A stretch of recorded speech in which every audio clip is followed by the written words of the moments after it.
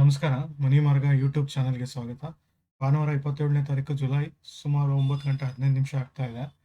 ಈ ವಾರದ ವಿಶ್ಲೇಷಣೆ ಮಾಡಕ್ ಮುಂಚೆ ಕಳೆದ ವಾರ ಒಂದು ಎಕ್ಸ್‌ಪೆಕ್ಟ್ ಮಾಡ್ದಂಗೆ ಮಾರ್ಕೆಟ್ ಡೌನ್ ಬಂದಿದೆ. ಹಾಗೆ ಒಂದು ನಿರೀಕ್ಷೆ ಮಟ್ಟದ ಒಂದು ಸ್ಟಾಕಲ್ಲಿ ಒಂದು ರಿಟರ್ನ್ ಅಂತೂ ಕೊಟ್ಟಿಲ್ಲ. ಒಂದು ಅಪ್ ಆಂಡ್ ಡೌನ್ ಥರ ಬಂದಿದೆ. ಕೆಲವೆಲ್ಲ ತುಂಬಾ ಚೆನ್ನಾಗಿ ಕೊಟ್ಟಿದೆ, ಕೆಲವೆಲ್ಲ ಒಂದು ನೆಗೆಟಿವ್ ಅಲ್ಲಿ ಹೋಗಿದೆ. ಸೊ ಸ್ಟಿಲ್ ಹೇಳ್ದಂಗೆ ಒಂದು ಆ 15 ಮಿನಿಟ್ಸ್ ಟೈಮ್ ಫ್ರೇಮ್ ಇರ್ಬೋದು, ಸ್ಟಾಪ್ ಲಾಸ್ ಕಾನ್ಸೆಪ್ಟ್ ಇರ್ಬೋದು, ಎಲ್ಲ ಕರೆಕ್ಟಾಗಿ ಅಪ್ಲೈ ಮಾಡಿದ್ರೆ ಒಂದು ರೈಟ್ ಎಂಟ್ರಿ, ರೈಟ್ ಎಕ್ಸಿಟ್ ಸಿಕ್ಕಿ ಒಂದು ಡೀಸೆಂಟ್ ಒಂದು ರಿಟರ್ನ್ ಸಿಗಲಿಕ್ಕೆ ಒಂದು ಸಹಾಯ ಆಗಿರುತ್ತೆ. ಸೊ ಹಾಗಾಗಿ ಒಂದು ಈ ವಿಡಿಯೋದಲ್ಲೂ ಸಹಿತ ಒಂದು ತಿಳಿಸ್ತೀನಿ ಮಾಹಿತಿ, ಹೆಂಗೆ ಒಂದು ಟ್ರೇಡ್ ತೊಗೊಳೋದು ಅಂತ, ಅಡ್ವಾನ್ಸ್ ಆಗಿ ಹೆಂಗೆ ತೊಗೊಬೋದು ಅದೆಲ್ಲ ತೋರಿಸ್ತೀನಿ ನಾನು.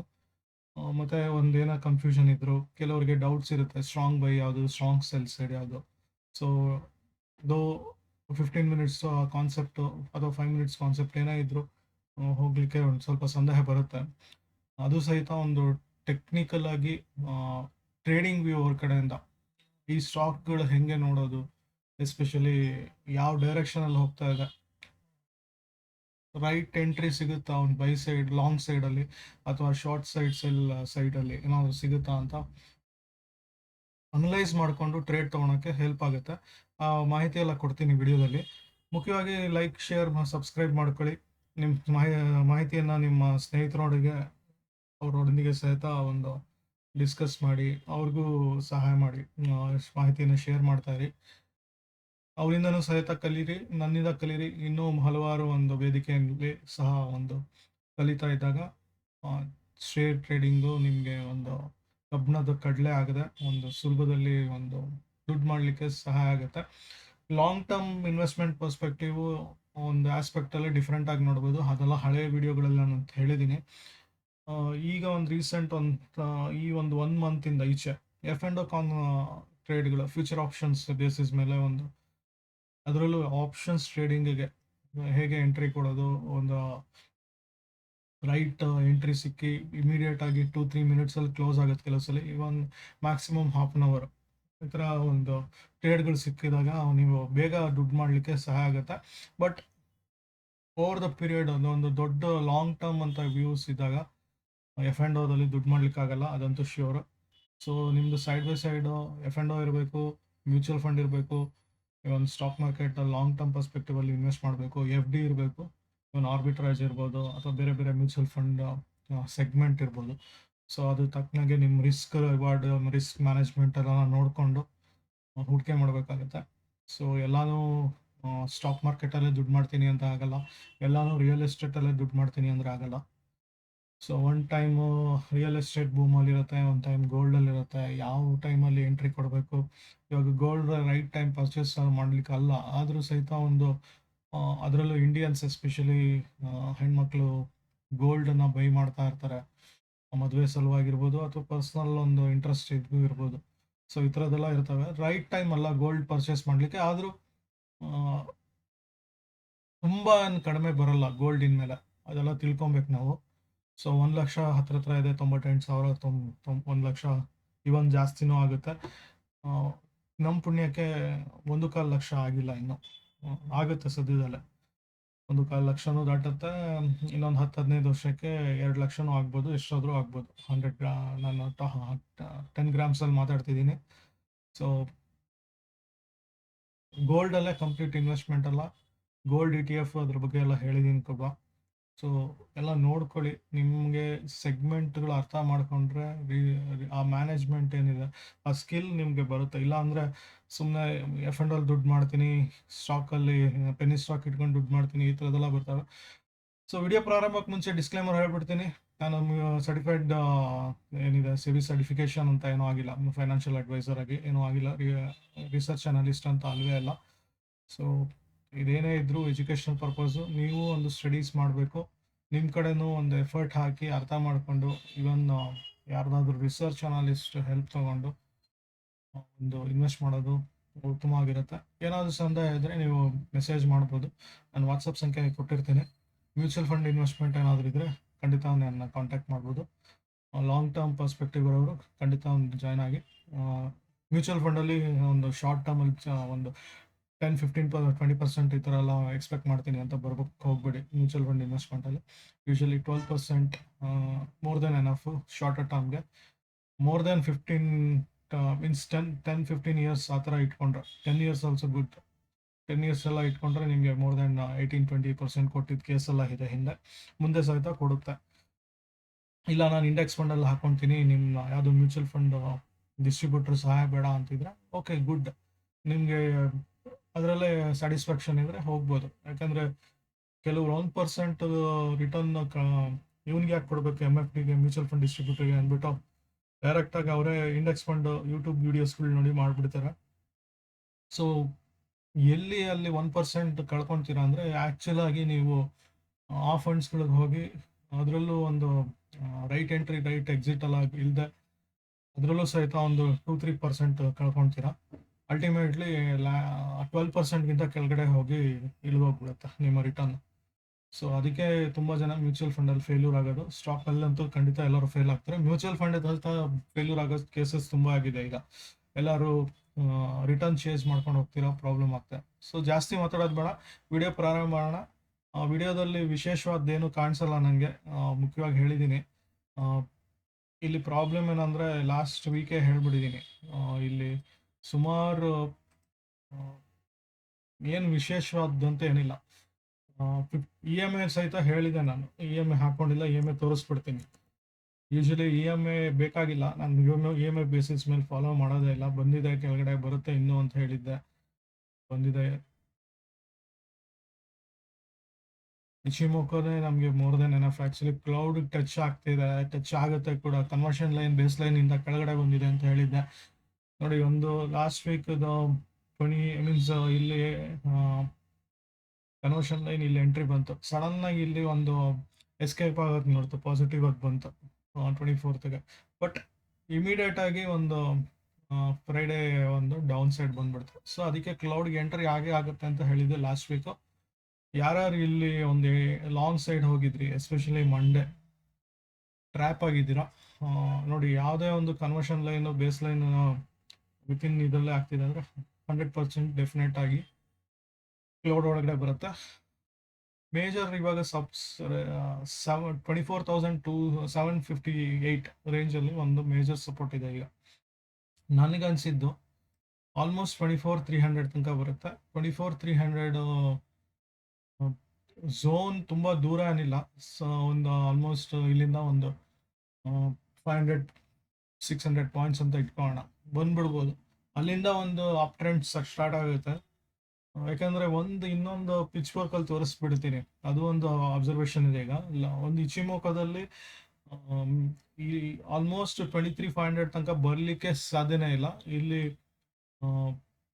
ಸದ್ಯದ ಮಟ್ಟಿಗೆ ಒಂದು ಕ್ಲೌಡ್ ಕನ್ವರ್ಸ್ ಥರ ಆಗಿ ಮೀನ್ಸ್ ಇಲ್ಲಿ ಒಂದು ನೆಗೆಟಿವ್ ಸೈಡ್ ಅಂತ ತೋರಿಸುತ್ತೆ. ಇಮಿಡಿಯೇಟ್ ಆಗಿ ಒಂದು green area, green cloud form ಆಗುತ್ತೆ.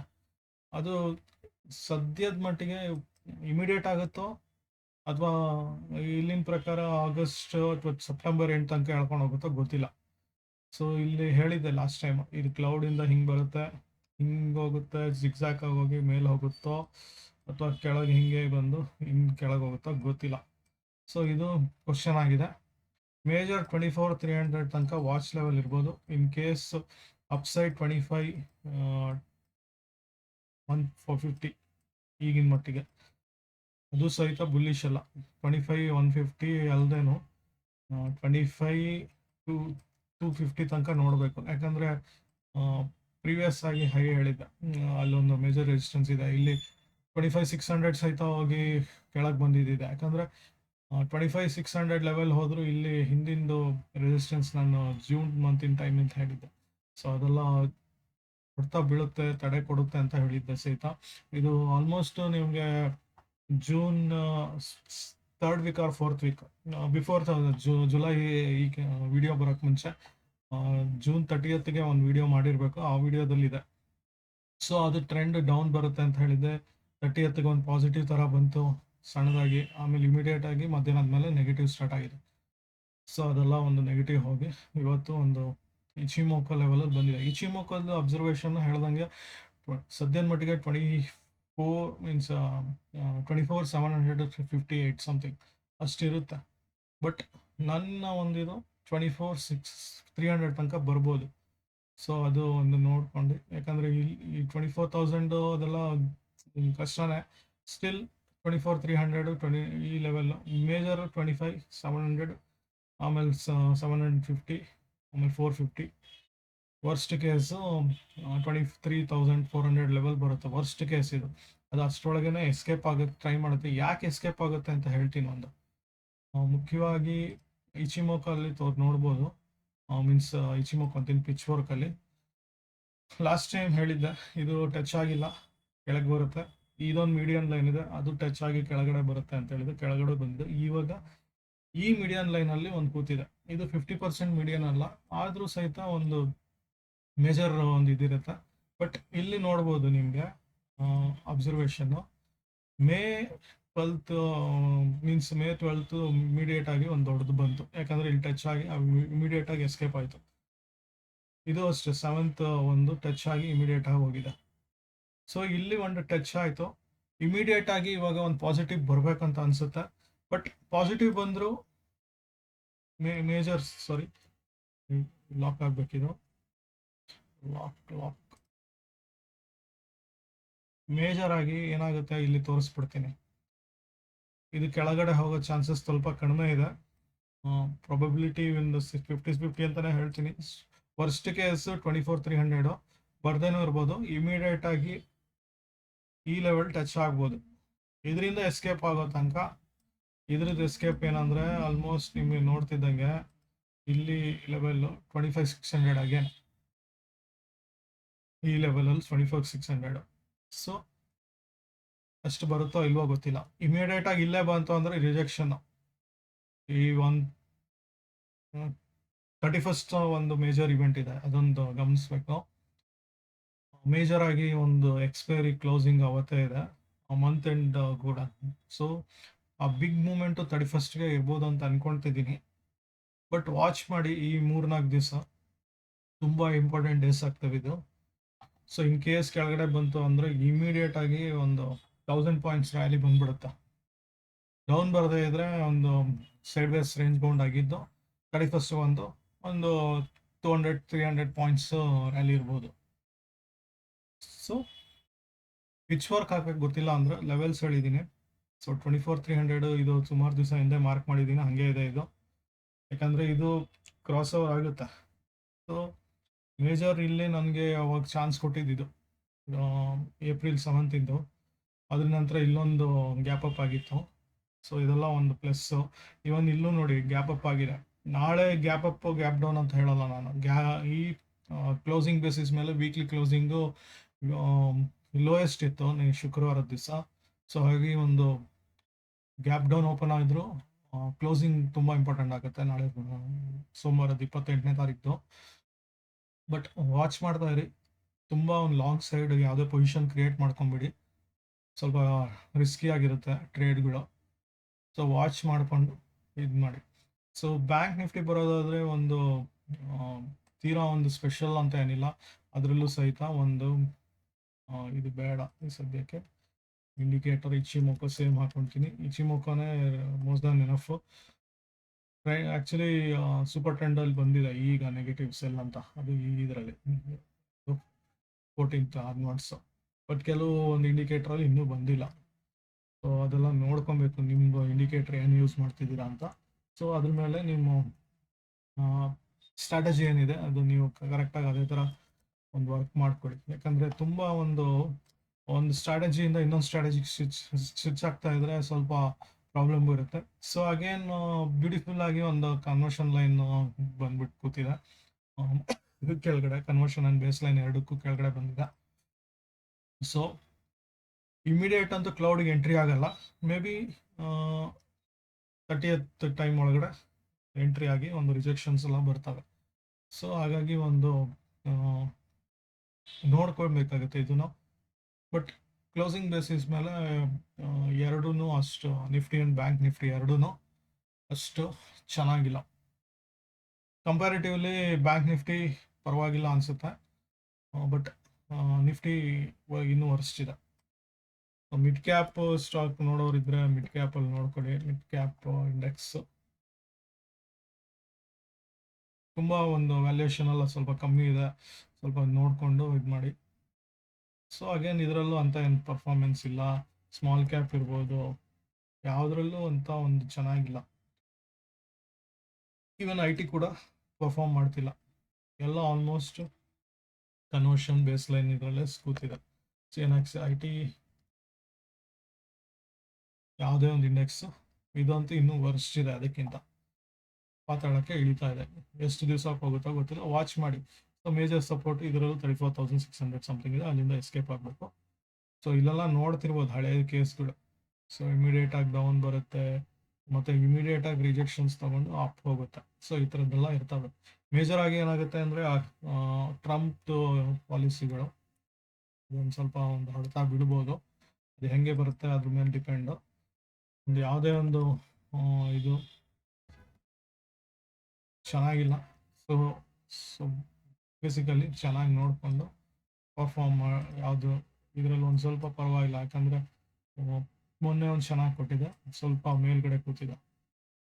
ಸೊ ಸ್ವಲ್ಪ ಇದನ್ನು ಕಾನ್ಸಂಟ್ರೇಟ್ ಮಾಡ್ಬೋದು ಅನ್ಸುತ್ತೆ. ಫಾರ್ಮಾ ಸೆಕ್ಟರ್ದು, ಫಾರ್ಮಾ ಮ್ಯೂಚುವಲ್ ಫಂಡ್ಗಳು ಸ್ವಲ್ಪ ಕಾನ್ಸಂಟ್ರೇಟ್ ಮಾಡಿ.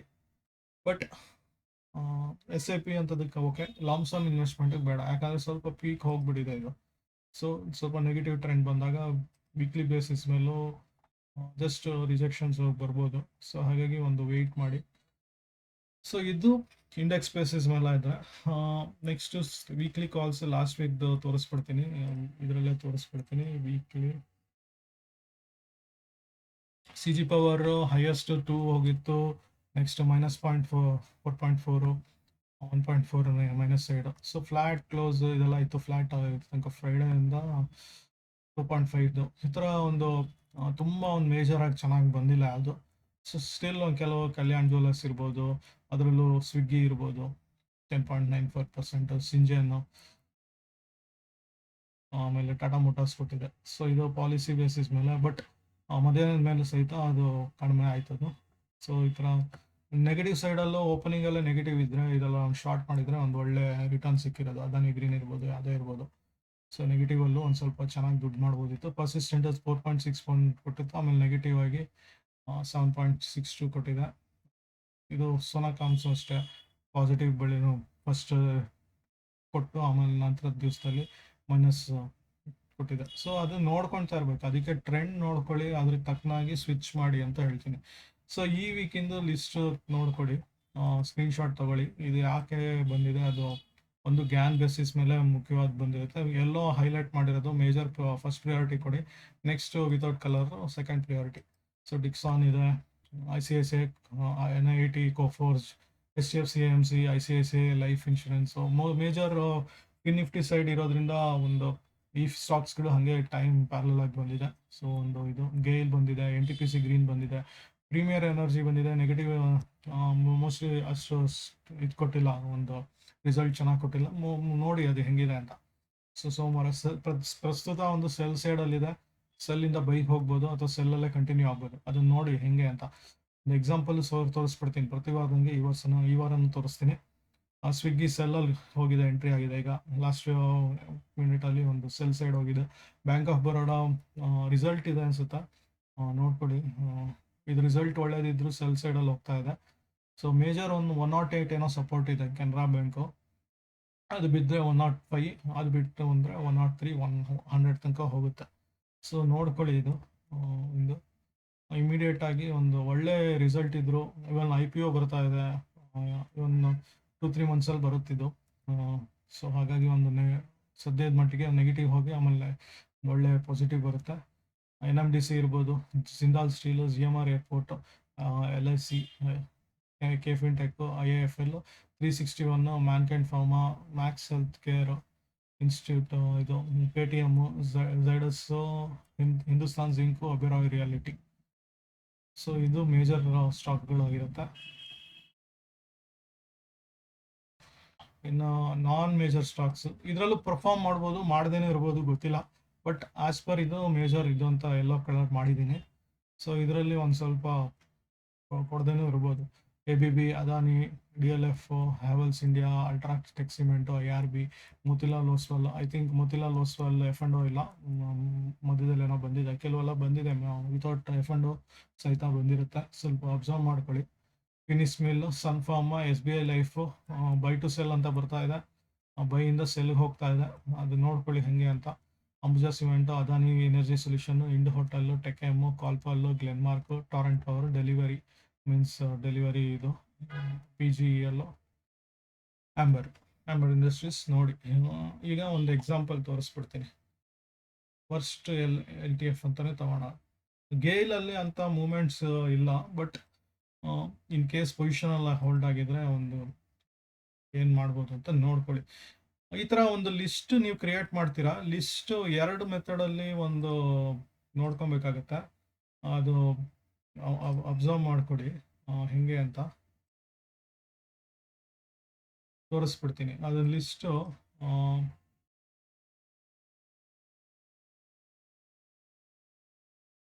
ಆಲ್ರೆಡಿ ವಾಚ್ ಲಿಸ್ಟ್ಗೆ ಹಾಕಿದ್ದೀನಿ ನಾನು. ವಾಚ್ ಲಿಸ್ಟ್ಗೆ ಹಾಕಿ ಈಗ ಇಲ್ಲಿ ಎಂಟ್ರಿ ಕೊಟ್ಟಿದ್ದೀನಿ. ನನಗೀಗ ಯಾವ ಸ್ಟಾಕು ರಿಯಲಿ ವರ್ಕ್ ಆಗುತ್ತಾ ಇಲ್ವಾ ಅನ್ನೋದು 2 ಮೆಥಡ್. ಇವಾಗ ಎಸ್ಪೆಷಲಿ ಇವಾಗ ಇಚಿ ಮುಹೂರ್ತ ತೆಗೆದುಬಿಡ್ತೀನಿ, ಸೂಪರ್ ಟ್ರೆಂಡ್ ಮಾತ್ರ ಹಾಕ್ಕೊತೀನಿ. ಸದ್ಯಕ್ಕೆ ABB, LTF ಅಂತ ಗೇಲ್ ಅಂತಲೇ ತಗೋಣ ಅಂತಿದ್ದಲ್ಲ, ಗೇಲಲ್ಲಿ ಸದ್ಯದ ವೀಕ್ಲಿ 15 ಮಿನಿಟ್ಸ್ ನೋಡಬೇಕು. Usually 15 minutes, just moment 15 minutes GAIL ಅಂತ ತೋರಿಸ್ತಾ ಇದ್ದೆ. ಸೊ ಗೇಲ್ ಬಂದು ಈಗ ಡೈಲಿ ಟೈಮ್ ಫ್ರೇಮಲ್ಲೂ ಸೆಲ್ಲಲ್ಲಿದೆ, 15 ಮಿನಿಟ್ಸ್ ಟೈಮ್ ಫ್ರೇಮಲ್ಲೂ ಸೆಲ್ಲಲ್ಲಿದೆ ಅನಿಸುತ್ತಾ. ಎಸ್, ಸೆಲ್ಲಲ್ಲಿದೆ. ರೀಸೆಟ್ ಮಾಡ್ಕೊಳ್ಳಿ. ಸಪೋಸ್ 9:15 ಕ್ಯಾಂಡಲ್ ಬಂತು, ಇದೇ 9:15 ಕ್ಯಾಂಡಲ್ ಅಂತ ಇಟ್ಕೊಳ್ಳೋಣ. ಇಲ್ಲಿ ತನಕ ಬೈಯಲ್ಲಿತ್ತು, ಬೈಯಿಂದ ಕೆಳಗಡೆ ಹೋಗ್ತೀವಿ, ಸೆಲ್ ಇಮಿಡಿಯೇಟ್ ಬಂತು. ಸೊ ಅದೇ ಥರ ಒಂದು ಇಲ್ಲಿ ಬರ್ತಿದ್ದಂಗೆ ಒಂದು ಓಪನಿಂಗ್, ಇಲ್ಲೆಲ್ಲ ಓಪನಿಂಗ್ ಮೇಲಾಯಿತು, ಒಂದು ಬೈ ಸೈಡ್ ಹೋಗುತ್ತೆ. ಅದಕ್ಕೆ buy to sell to buy ಅಂತ ಕೊಟ್ಟಿರ್ತೀನಿ. ಸೊ ಫಸ್ಟ್ ಏನು ಮಾಡಬೇಕು, ಓಪನಿಂಗ್ ಕ್ಯಾಂಡಲ್ ನೋಡಬೇಕು, ಮಾರ್ಕ್ ದ 15 ಮಿನಿಟ್ಸ್ ತಗೊಳ್ಳಿ. ಇಲ್ಲ ನನಗೆ ಸ್ಟಾಪ್ ಲಾಸ್ ಜಾಸ್ತಿ ತೊಗೊಳಕ್ಕೆ ಶಕ್ತಿ ಇಲ್ಲ ಅಂದರೆ 5 ಮಿನಿಟ್ಸ್ ಮಿನಿಮಮ್ ಮೊದಲು ತಗೊಳ್ಳಿ.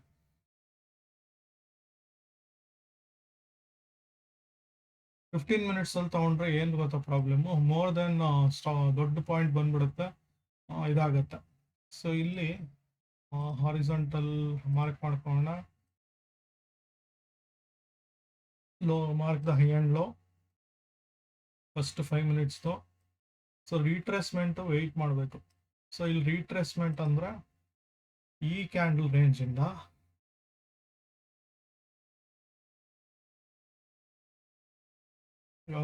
ಓಪನಿಂಗ್ ಆಯಿತು, ತಿರ್ಗಾ ಓಪನ್ ಆದಮೇಲೆ ಅಪ್ ಹೋಯಿತು, ಕೆಳಗಡೆ ಬಂತು. ಈ ಕೆಳಗಡೆ ಬರ್ತಿದ್ದಂಗೆ ಎಂಟ್ರಿ ಪಾಯಿಂಟ್ ನನಗೆ ಸಿಗುತ್ತಿಲ್ಲ. ಇದು ಯಾವುದೇ ಕ್ಯಾಂಡಲ್ ಇಲ್ಲಿ ಕ್ಲೋಸ್ ಆಗದೆ ಇದ್ದಿದ್ದರಿಂದ ಈ ಲಾಂಗ್ ಸೈಡ್ ಎಂಟ್ರಿ ಇಲ್ಲ, ಶಾರ್ಟ್ ಸೈಡ್ ಎಂಟ್ರಿ ತೊಗೊಬೇಕು. ಸೊ ನಾನು ಇಲ್ಲಿ ಇಮಿಡಿಯೇಟ್ ತೊಗೊಳಕ್ಕೆ ಬರಲ್ಲ, ಯಾಕಂದರೆ ಇಲ್ಲಿ ತೋರಿಸ್ಬಿಡ್ತೀನಿ. ಈ ಕ್ಯಾಂಡ್ಲು ಕ್ಲೋಸ್ ಆಗಿಲ್ಲ, ಈ ಕ್ಯಾಂಡ್ಲು ಕ್ಲೋಸ್ ಆಗಿಲ್ಲ. ಸೊ 9:45 ಕ್ಯಾಂಡ್ಲು ತೊಗೊಬೇಕಾಗತ್ತೆ. 9:45 ತೊಗೊಂಡ್ರೆ, ಇದು ಎಕ್ಸಾಂಪಲ್ಗೆ, ನಾಳೆ ಹೆಂಗೆ ಬರುತ್ತೆ ಗೊತ್ತಿಲ್ಲ. ಸೊ 9:45 ತೊಗೊಂಡ್ರೆ ನಿಮಗೆ ಆಲ್ಮೋಸ್ಟ್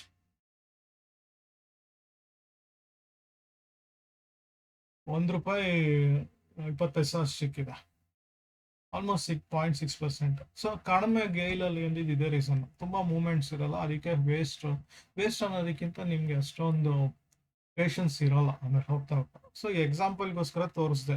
ಇನ್ನೊಂದು ಎಕ್ಸಾಂಪಲ್ ತೊಗೊಳ್ತೀನಿ. ಸೊ ಪ್ರೀಮಿಯರ್ ಎನರ್ಜಿ ತೊಗೋಣ. ಸೊ ಸೇಮ್ 15 ಮಿನಿಟ್ಸ್ ತೊಗೊಳ್ತೀರಾ, ನಂಗೆ ಸ್ಟಾಪ್ ಲಾಸ್ ಕಡಿಮೆ ಆಗಬೇಕು ಅಂತಿದ್ರೆ 5 ಮಿನಿಟ್ಸ್ ತೊಗೊಳ್ಳಿ. 15 ಮಿನಿಮಮ್ ತೊಗೊಂಡ್ರೆ ಒಳ್ಳೇದು, ಬಟ್ ಕಷ್ಟ ಆಗ್ತಿದೆ ಅಂದರೆ 5 ಮಿನಿಟ್ಸಿಗೆ ಬನ್ನಿ. 5 ಮಿನಿಟ್ಸಲ್ಲಿ ಏನಾಯ್ತು, ಇಲ್ಲಿ ಬಿಗ್ ಮೂಮೆಂಟ್ ಅಂತೂ ಆಯಿತು.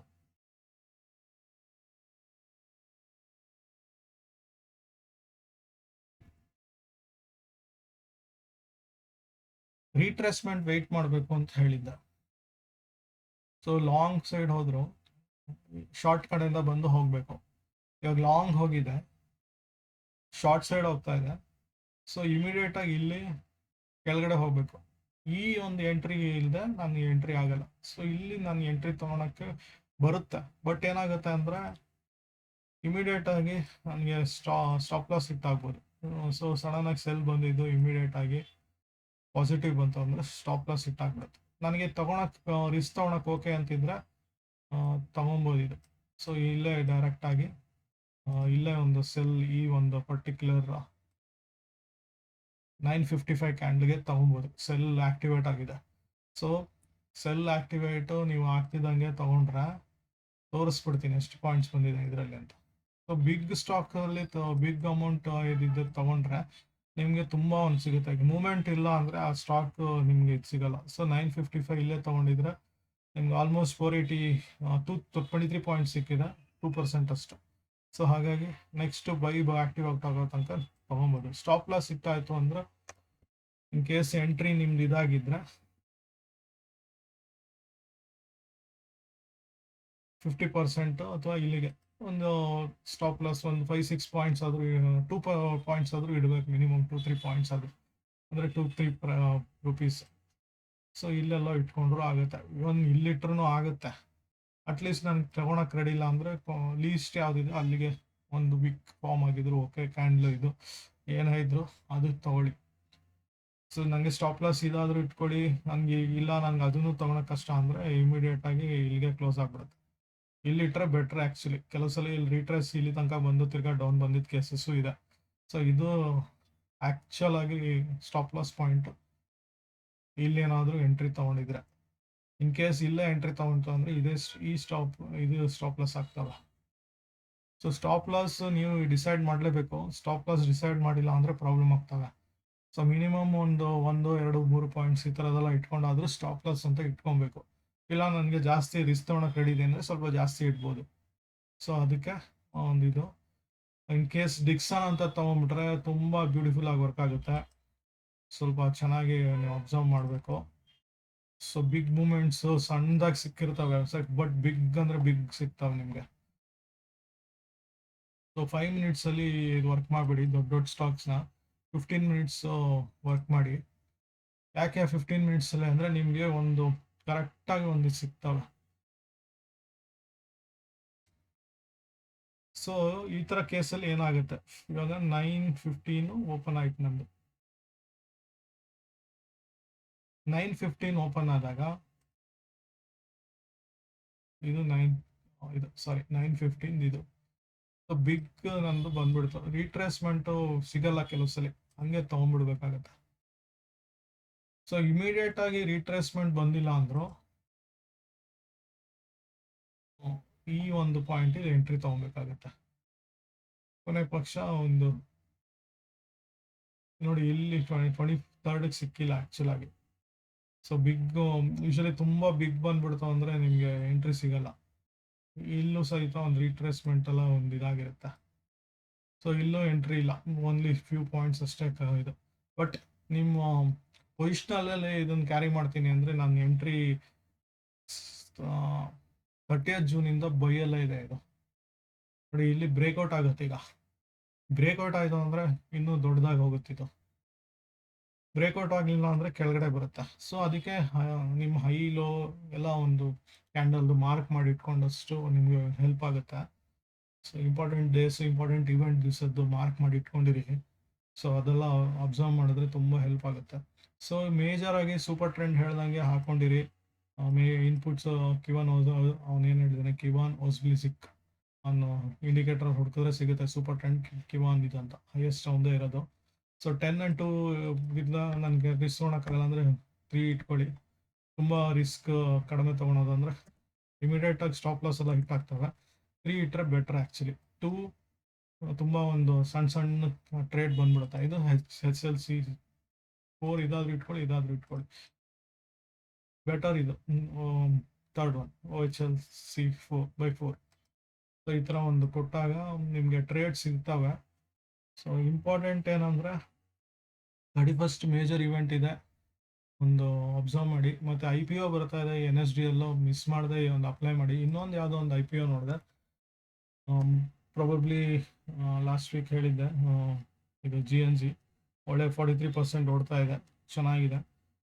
ಇನ್ನೊಂದು ಯಾವುದು ಅಂದರೆ ಆದಿತ್ಯ ಇನ್ಫೋಟೆಕ್ ನಡೀತಾ ಇದೆ, ಸ್ವಲ್ಪ ನೋಡ್ಕೊಳ್ಳಿ, ಇದು ಕೂಡ ಚೆನ್ನಾಗಿದೆ. ಇನ್ ಕೇಸ್ ನನಗೆ ಓಕೆ ವಿತ್ 19% ಅಂದರೆ ಅಟ್ಲೀಸ್ಟ್ ನಿಮಗೆ ಲಾಸ್ಟ್ ಡೇ ನೋಡ್ಕೊಳ್ಳಿ, ಇದು ಮಂಗಳವಾರದ ಲಾಸ್ಟ್ ಡೇ ಇದೆ. ಸೊ ಒಂದು ಮೋರ್ ದೆನ್ 15% ಇದ್ದರೆ ಸ್ವಲ್ಪ ಪರವಾಗಿಲ್ಲ, ಬಟ್ ಸ್ಟಿಲ್ ಐ ಪ್ರಿಫರ್ 20-25% ಇರಲಿ ಅಂತ. ಸೊ ಅದಕ್ಕೆ ನೋಡ್ಕೊಬೋದು. ಇವನ್ ಶ್ರೀ ಲೋಟಸ್ ಡೆವಲಪರ್ಸ್ ಅಂತ 22% ಇದೆ. ರಿಸ್ಕ್ ತೊಗೊಂಡವ್ರು ಇಟ್ಕೊಳ್ಳಿ. ಎನ್ ಎಸ್ ಡಿ ಎಲ್ ಸದ್ಯದ ಮಟ್ಟಿಗೆ 18% ಇದೆ, ಮತ್ತಷ್ಟು ಏರಿಕೆ ಬರ್ಬೋದು, ಏರಿಸ್ತಾರೆ ಕೂಡ. ಸೊ ನೋಡ್ಕೊಳ್ಳಿ ಇದ್ರ ಬಗ್ಗೆ. ಮಿಕ್ಕಿದ್ದು ಇದೊಂದು ಯಾವುದೋ 17% ಇದೆ. ಇಷ್ಟ ಇದ್ದವ್ರು ಅಪ್ಲೈ ಮಾಡ್ಕೊಳ್ಳಿ. ಬಟ್ ನಾನು ಯಾವತ್ತೂ ಹೋಗೋದು ಮೋರ್ ದೆನ್ 20% ಇರೋವಂಥದ್ದಕ್ಕೆ ಹೋಗ್ತೀನಿ ನಾನು. ಅಟ್ಲೀಸ್ಟ್ ಲಿಸ್ಟಿಂಗ್ ಏನು ಒಂದು 10% ಆದರೂ ಸಿಗುತ್ತೆ. ಎಸ್ ಎಮ್ ಇ ಆದಷ್ಟು ಅವಾಯ್ಡ್ ಮಾಡ್ತೀನಿ, ಹೋಗದೇ ಇರೋದೇ ಒಳ್ಳೆಯದು. ಸೊ ಇದಾಗಿತ್ತು ಈ ವಾರದ್ದು ವಿಡಿಯೋ. ಮತ್ತೆ ಒಂದು ಹೇಳ್ತಾ ಇದ್ದೀನಿ, ಇನ್ನೊಂದು ಮಿಸ್ ಮಾಡಿದೆ ಆ್ಯಕ್ಚುಲಿ. ಸೊ ಇದರಲ್ಲಿ ನಾನು ಗೊತ್ತಾಗಿಲ್ಲ ಅಂದರೆ ಏನು ಮಾಡಬೇಕು ಅಂತ. ಸೊ ನಾನು ಈ ವಾಚ್ ಲಿಸ್ಟ್ನ ಕ್ರಿಯೇಟ್ ಮಾಡಿದ್ದೆ. ಕಾಪಿ ಲಿಂಕ್ ಮಾಡ್ಕೊಳ್ಳಿದ್ದನ್ನ, ಬೇಕಿದ್ರೆ ನಾನು ಇಲ್ಲಿ ನೋಟ್ ಪ್ಯಾಡಲ್ಲಿ ಹಾಕಿರ್ತೀನಿ, ನೀವು ಅದನ್ನೇ ಟೈಪ್ ಮಾಡ್ಕೊಳ್ಳಿ. ಇಲ್ಲಿ 30 ಸ್ಟಾಕ್ಸ್ ಮಾತ್ರ ಹಾಕಿದ್ದೀನಿ ನಾನು. ಅಡಿಷ್ನಲ್ ನೀವು ಇದರಲ್ಲಿ ಮಾಡ್ಕೊಳ್ಳಿ. ಇದು ವಾಚ್ ಲಿಸ್ಟ್ ಇಲ್ಲಿ ಉಂಟು.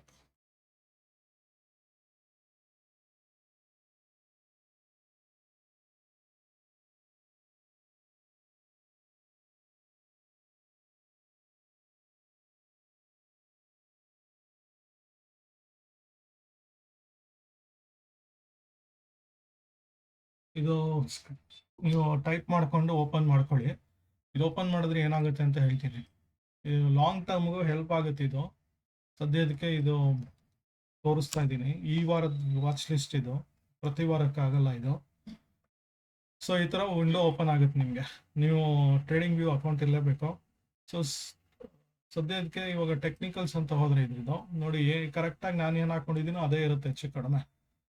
ಸೆಲ್ ಅಂತಿದೆ, ಸ್ಟ್ರಾಂಗ್ ಸೆಲ್ ರೆಕಮೆಂಡ್ ಮಾಡ್ತಿದ್ದಾರೆ, ಡಿಕ್ಸಾನ್ ಸ್ಟ್ರಾಂಗ್ ಬೈಗೆ ಹೋಗ್ತಾ ಇದೆ, ಈ ಥರದ್ದೆಲ್ಲ ಇದೆ. ಇವಾಗ ಇವನ್ನ ಆ್ಯಕ್ಚುಲಾಗಿ ನೀವು ಟ್ರೇಡಿಂಗ್ ವ್ಯೂ ಪೇಯ್ಡ್ ವರ್ಷನ್ ಇಲ್ಲ ಅಂದರೆ ಓನ್ಲಿ ಡೇ ಟೈಮ್ ಫ್ರೇಮಲ್ಲಿ ಇದು ವರ್ಕ್ ಆಗುತ್ತೆ. ಇದು 15 ಮಿನಿಟ್ಸ್ ಟೈಮ್ ಫ್ರೇಮ್ಗೆ ಇದು ಸೆಟ್ ಆಗಲ್ಲ. ಸೊ ಹಾಗಾಗಿ ಒಂದು long term perspective, especially more than week or 15 days month ಗೋಸ್ಕರ ಇದು ಹೆಲ್ಪ್ ಆಗುತ್ತೆ. ಸೊ ಈ ಥರ ಒಂದು ಲಿಸ್ಟ್ ಬರುತ್ತೆ, ನಿಮ್ಗೆ ಹೆಲ್ಪ್ ಆಗುತ್ತೆ. ಸ್ಟ್ರಾಂಗ್ ಸೆಲ್ ಇದೆ, ಅಲ್ಲೂ ಹೇಳಿದ್ದೆ ಸೆಲ್ಗೆ ಎಂಟ್ರಿ ಆಗ್ತಿದೆ, ಸಡನ್ನಾಗಿ ಚೇಂಜ್ ಆಗ್ಬೋದು. ಪ್ರೀಮಿಯಂ ಎನರ್ಜಿ ಸ್ಟ್ರಾಂಗ್ ಬೈ ಕೊಟ್ಟಿದ್ದಾನೆ. ಸೊ ಈ ಥರ bank of Baroda strong by ಇದೆ, ಕೆನರಾ ಬ್ಯಾಂಕ್ ಸೆಲ್ಲಲ್ಲಿದೆ, ಸೆಲ್ಲಲ್ಲಿದೆ, ನಮ್ಮ D C strong by. So ಈ ಥರ ನಿಮಗೆ ಲಿಸ್ಟ್ ಬರುತ್ತೆ. ನಿಮಗೆ ಲಿಸ್ಟ್ ಕೊಟ್ಬಿಟ್ಟಿದ್ದೀನಿ, ನೀವು ಇದನ್ನ ಬೇಕಾದರೂ ತಗೊಳ್ಳಿ. ಬಟ್ ಇದು ಟೈಮ್ ಫ್ರೇಮ್ ಬಂದ್ಬಿಟ್ಟು 1 ಡೇ. ಸೊ ಹಾಗಾಗಿ ಇಂಟ್ರಾಡೇ ವರ್ಕ್ ಮಾಡೋರಿಗೆ ವರ್ಕ್ ಆಗಲ್ಲ. ಇವನ್ನು ಹೇಳ್ತೀನಿ, ಇಲ್ಲಿ HDFC AMCನೇ ತಗೋಣ ಎಕ್ಸಾಂಪಲ್. ಇನ್ನೊಂದು ಸಪೋಸ್ 15 ಮಿನಿಟ್ಸಲ್ಲೇ ತೊಗೊಂಡಕ್ಕಾಗ್ತಿಲ್ಲ ಅಥವಾ ಏನಾಗುತ್ತೆ ಅಂತ ಹೇಳ್ಬಿಡ್ತೀನಿ ಎಕ್ಸಾಂಪಲ್ಗೆ. HDFC AMC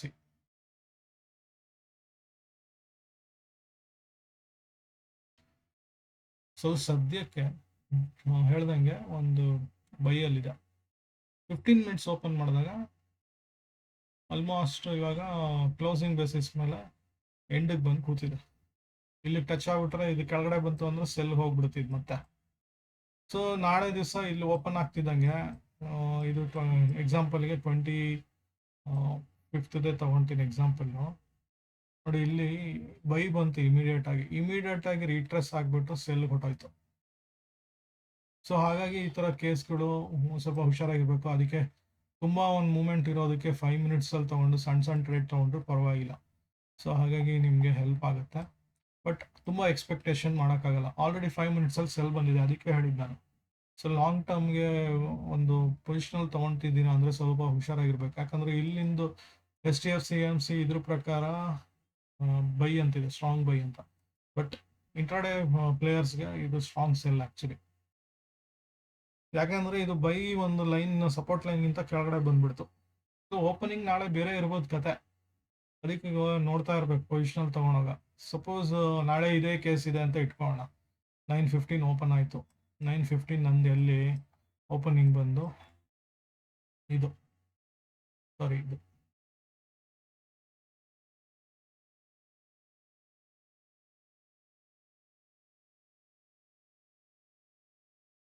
ರೀಟ್ರೇಸ್ಮೆಂಟ್ ಇಲ್ಲೇ ಆಗ್ಬಿಟ್ಟಿದೆ. ಅಂದರೆ ನನಗೆ ರೀಟ್ರೇಸ್ಮೆಂಟ್ ಅಂತ ತೊಗೊಬೋದು, ಯಾಕಂದರೆ ದೊಡ್ಡದಾಗಿ ಮೂವ್ಮೆಂಟ್ ಆಗಿದೆ. ಬಟ್ ಏನಾಗುತ್ತೆ ಅಂದರೆ ನಿಮಗೆ ಸ್ಟಾಪ್ ಲಾಸ್ ಹಿಟ್ಟಾಗ್ಬಿಡುತ್ತೆ. ಸೊ ಹಾಗಾಗಿ ಬೆಟರ್ ಈ ಥರ ದೊಡ್ಡ ಕ್ಯಾಂಡಲ್ ಏನೋ ಫಾರ್ಮ್ ಆಯಿತು ಅಂದರೆ ಅವಾಯ್ಡ್ ಮಾಡಿ. ಯಾಕಂದರೆ ಇಮಿಡಿಯೇಟಾಗಿ ನಿಮಗೆ ಪೊಸಿಷನ್ಗೆ ಹೋಗಲ್ಲ. ಈ ಒಂದು ಕ್ಯಾಂಡಲ್ ಇದೆ, ಅದಕ್ಕಿಂತ ಇದು ದೊಡ್ಡದಾಗಿದೆ ಅಂದರೆ ಅವಾಯ್ಡ್ ದಿಸ್. ಇಲ್ಲಿ ಯಾರೋ ಒಂದು ಬಿಗ್ ಪ್ಲೇಯರು ನಿಮಗೆ ಚೀಟ್ ಮಾಡ್ತಾ ಇದ್ದಾನೆ ಅಂತ, ಅವನು ಇಲ್ಲಿ ಎಕ್ಸಿಟ್ ಆಗಿಬಿಡ್ತಾನೆ, ನಮ್ಮನ್ನು ಇಲ್ಲಿ ಟ್ರ್ಯಾಪ್ ಮಾಡಿಬಿಡ್ತಾನೆ. ಸೊ ಹಾಗಾಗಿ ಶಾರ್ಟ್ ಸೈಡ್ ಹೋಗೋದು ಬುದ್ಧಿವಂತಿಕೆ. ಇಲ್ಲಿ ಶಾರ್ಟ್ ಯಾವಾಗ ಹೋಗ್ತೀರಾ ಅಂದರೆ ಅದು ಇಲ್ಲಿಂದ ಕೆಳಗಡೆ ಬಂತು ಅಂದರೆ ಅದು ನಿಮ್ಮ ರಿಸ್ಕ್, ಅದು ಇದೆಲ್ಲ ನೋಡ್ಕೊಬೇಕು. ಇಲ್ಲ ಅಂದರೆ ನಾನು ಇದರಲ್ಲೇ ತೊಗೊಬೋದು, ಇಲ್ಲೇ ತೊಗೊಬೋದು ಎಂಟ್ರಿ, ಈ ಒಂದು ಕ್ಯಾಂಡಲಲ್ಲೇ ತೊಗೊಬೋದು. ಯಾಕಂದರೆ ಇಮಿಡಿಯೇಟ್ ಇನ್ನೊಂದೇನೋ ಡಿಸಡ್ವಾಂಟೇಜ್ ಹೇಳ್ಬಿಡ್ತೀನಿ. ಈ ಒಂದು ಕ್ಯಾಂಡಲ್ ಇಲ್ಲೇನು 10:45 ಮಾರ್ಕ್ ಮಾಡ್ತಾ ಇದ್ದೀನಲ್ಲ, ಇದರಿಂದ ಆಚೆ ಬಂತಿತ್ತು ಅಂದರೆ ಸ್ಟಾಪ್ ಲಾಸ್ ಹಿಟ್ ಆಗ್ತಿತ್ತು ನಿಮ್ಮದು. ಸ್ಟಾಪ್ ಲಾಸ್ ಇದ್ರದ್ದು ಇಮಿಡಿಯೇಟ್ ತೊಗೊಳಕ್ಕೆ ಬರಲ್ಲ. ಸೊ ಇಮಿಡಿಯೇಟು ಇಲ್ಲಿಗಾದರೂ ಇಟ್ಕೊಬೇಕು. ಸೊ ಸ್ಟಾಪ್ ಲಾಸ್ ಇಲ್ಲೇನಾದ್ರು ಹಿಟ್ ಆಗ್ತು ಅಂದರೆ ಲಾಸ್. ಸೊ ಅದಕ್ಕೆ ವೆಯ್ಟ್ ಮಾಡಿ ಕರೆಕ್ಟಾಗಿ ಈ ಕ್ಯಾಂಡಲ್ ಝೋನಿಂದ ಇದು ಮಾಡಿ. ಸೊ ಇನ್ ಕೇಸ್ ಈ ಪೊಸಿಷನ್ ಇಲ್ಲೇ ತೊಗೊಂಡಿದೆ ಅಂದರೆ ಎಷ್ಟು ಬಂದಿರೋದು ಪಾಯಿಂಟ್ಸ್ ನೋಡೋಣ. ಇದರಲ್ಲಿ ಶಾರ್ಟ್ ಸೈಡ್ ಹೊಡೆದಿದ್ದೆ ಅವತ್ತು.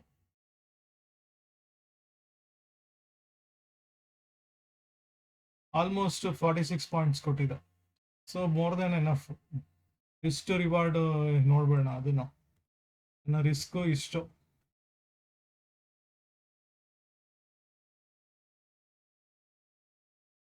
ಇದನ್ನ ಶಾರ್ಟ್ ಸೈಡ್ ಹಾಕೊಬೇಕು. ಎಲ್ಲಿದೆ ಇದು ಶಾರ್ಟ್ ಪೊಸಿಷನ್ನು?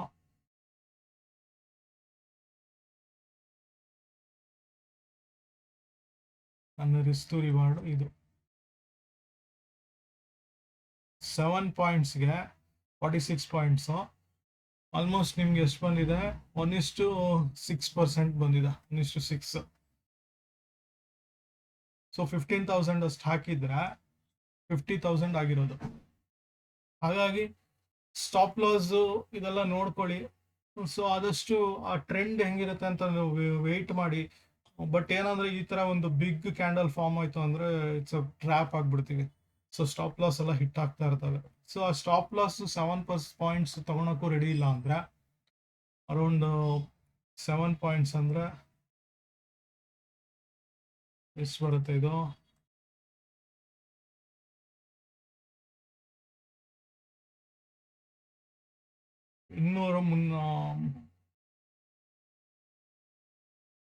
ಕ್ವಾಂಟಿಟಿ ಇದು ಮರ್ತೋಗಿದೆ. ಇದು 492 ಅಂತ ಏನೋ ತೋರಿಸ್ತಾ ಇದೆ. ಸಾರಿ, ಇಲ್ಲಿಗೆ ನನ್ನ ಇಷ್ಟು ರಿವಾರ್ಡ್. ಸೊ ಹಾಗಾಗಿ ಒಂದು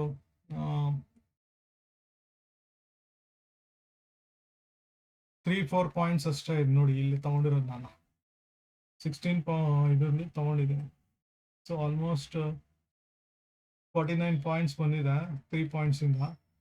ಸೊ ಅಬ್ಸರ್ವ್ ಮಾಡ್ತಾ ಇರಿ. ಇವನ್ ಇದು ನೋಡಿ, ಇಲ್ಲಿ ಎಂಟ್ರಿ ಆಗಿ ಟಕ್ಕಂತ ಕೆಳಗಡೆ ಬಂದ್ಬಿಡ್ತು. ನನ್ನ ಪ್ರೀವಿಯಸ್ ಇದರಿಂದ ಒಂದು ಕೆಳಗಡೆನೆ ಬಂತು. ಹಾಗಾಗಿ ಕೆಲವು ಸಲ ಸಿಸ್ಟಮೇ ನಮ್ಗೆ ಫೇವರ್ ಆಗಿ ವರ್ಕ್ ಮಾಡಿಬಿಡುತ್ತೆ. ಕೆಲವು ಸಲ ನಾನು ಮರ್ತೋಯ್ತು, ನನಗೇನೋ ಮೋಸ ಆಗ್ತಿದೆ ಅಂತ ಅನ್ಕೊಬೋದು. ಬಟ್ ಪೊಸಿಷನಲ್ ಎಂಡ್ ಕ್ಲೋಸಿಂಗ್ ಬಂದಾಗ ಎಂಟ್ರಿ ಲಾಸ್ಟ್ ಪಾಯಿಂಟಲ್ಲಿ ನಿಮಗೆ ಕೆಳಗಡೆ ಬಂದ್ಬಿಡುತ್ತೆ. ಆದರೂ 1:2 1:3ಗೆ ನೀವು ಟಾರ್ಗೆಟ್ ಮಾಡಿ. ತುಂಬ ಒಂದು ಜಾಸ್ತಿ ಸಿಗುತ್ತೆ ಅಂತ ಕೂತಿದ್ರೆ ಅದು ದೇವ್ರು ಕೊಟ್ಟಿದ್ದು ಅಂತ ತಗೊಂಡ್ಬಿಡ್ಬೇಕಾಗತ್ತೆ. ಸೊ ಇದು ಫಾಲೋ ಮಾಡಿದ್ದೀರಾ ಅಂತ ಅನ್ಕೊಳ್ತೀನಿ. ಮತ್ತೆ ಏನಾದ್ರು ಡೌಟ್ ಇತ್ತು ಅಂದರೆ ನೀವು ಖಂಡಿತ ಒಂದು ನೋಡಬೇಕಾಗತ್ತೆ. ಮತ್ತೆ ಸಿಗೋಣ. ಅಲ್ಲಿ ತನಕ ಶುಭರಾತ್ರಿ. ಧನ್ಯವಾದಗಳು.